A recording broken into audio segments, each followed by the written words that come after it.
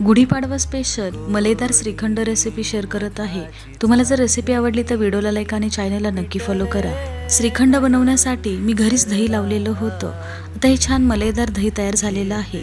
एक चाळण घ्यायची, त्यामध्ये सुती कपडा किंवा रुमाल ठेवायचा। रुमालामध्ये रात्रभर दही बांधून ठेवायचं। दुसऱ्या दिवशी त्याचा छान चक्का तयार होतो। आता हा तयार केलेला चक्का चाळणीमध्ये अशा प्रकारे चाळून घ्यायचा। चक्का एका भांड्यामध्ये काढल्यानंतर त्यामध्ये 1 वाटी बारीक केलेली साखर ऍड करायची। साखर बारीक करताना त्यामध्ये मी विलायची ऍड केली होती। थोडेसे कट केलेले ड्रायफ्रुट्स ऍड करायचे। त्यानंतर हे सर्व मिश्रण एका डायरेक्शन मध्ये मिक्स करून घ्यायचं।